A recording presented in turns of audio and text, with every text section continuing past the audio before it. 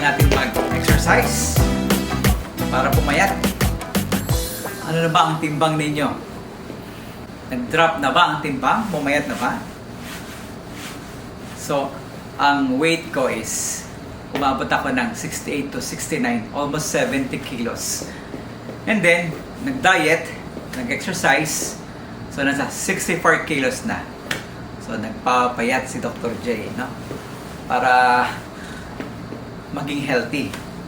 Okay? Kasi marami sa mga sakit ngayon, cardiovascular disease and other metabolic diseases ay related sa weight and obesity.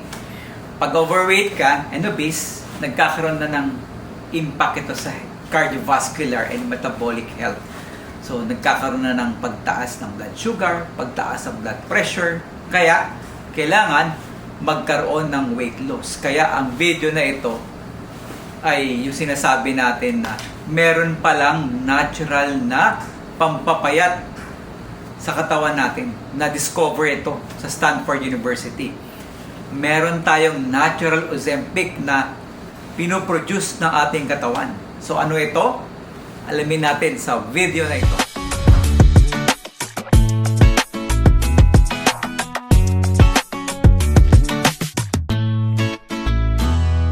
So kung ano man ang ginagawa ninyo dyan, sa bahay ninyo, kung saan ka man naroon ngayon, so stop muna, manood muna sa video, 2 minutes lang, mabilis. So, base sa research, may na-discover sa Stanford through AI, gumamit sila ng AI para ma-detect kung ano ba ang meron sa katawan natin na pinoproduce na hormone na kasing parehas ng semaglutide. Alam naman natin na ang semaglutide is pampapayat, GLP-1. So, kapag pumayat ka, may 20 hanggang 25% weight loss yan. Pag nagbaba ang weight mo, malaki ang tsansa, bababa din ang blood pressure, bababa ang cholesterol, mag-i-improve ang blood sugar.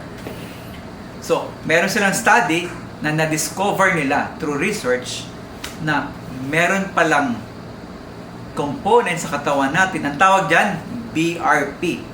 Ang BRP, through AI, nahanap nila yan at nagpapabawas siya ng appetite. So basically, it's an appetite suppressant. So walang ganang kumain. And then, tinry nila ito sa laboratory studies. So wala siyang nausea. So hindi ka nasusuka tulad ng semaglutide. Hindi ito nagko-constipate, hindi nag-LBM, hindi nangihina, hindi nakakapayat ng muscle, nawawala yung muscle mo. But, nakakababa ng timbang. So, with it, sabi nila, meron pala tayong natural na peptide sa katawan, hindi synthetic tulad ng semaglutide. Natural siya, so meaning, meron ng katawan natin. Ang tawag dyan, BRP. Ina-attack niya yung hypothalamus para hindi ka ganahan kumain. So, yan po yun. Bakit natin kailangan yan? Kasi number 1, mataas na po ang obesity at overweight sa Pilipinas. 41% of Filipinos. In fact, sa bagong data, almost 30 million ay nasa obese and overweight. Kapag mataas yan, tataas na rin yung mga non-communicable disease like hypertension and diabetes. Okay? So, yan po yung data. Pangalawa, expensive magpapayat. Expensive yung gamot. Hindi natin kayang gumastos ng 8,000, 10,000 per month para pumayat. So, kailangan natin ng ibang alternative. Okay? Third, syempre yung health implication na to. So, dapat maramdaman natin, malaman natin na kapag bumibigat tayo, nagkakaroon ng sakit sa puso, sakit sa diabetes, at kung ano-ano pa. Kaya naman may ganitong klaseng peptide na discover, so welcome development siya. Pero ang siste, hindi pa po siya available. Under study pa siya, so hindi pa siya mabibili. So kung may makita kang nagbebenta ng mga supplement na nakalagay na parang semaglutide like Ozempic like or something like that, hindi po totoo yun. Okay? Huwag muna kayong bumili. Kasi wala pa talaga siya. Under study. And hopefully, sana soon magkaroon na yan. Pero, Ang question dyan is, paano tumaas ang BRP natin nang hindi ka umiinom ng gamot? Pag tumaas ang BRP, mawawala yung gana mong kumain, marireduce yung weight mo. Ang number 1 dyan, exercise. So magkaroon ka ng regular high intensity exercise, it can increase the BRP levels at hindi ka gaganahan kumain masyado. Okay? Second, para tumaas ang BRP, sleep. 7 hours of sleep para tumaas ang BRP. Kaya yung mga nagpupuyat, na-stress, hindi natutulog, kain ng kain. Diba?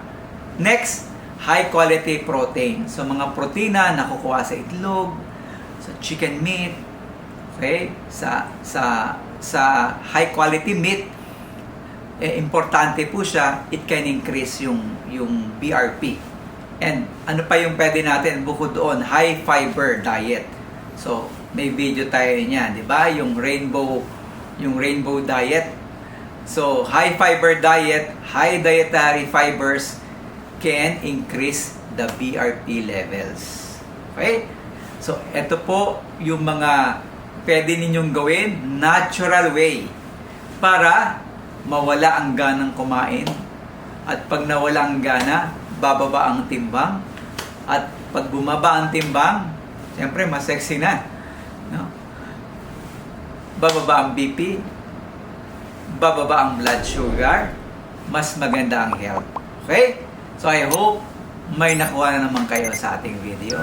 So again, kung meron kayong tanong medical, may nararamdaman, tanong mo kaya, it's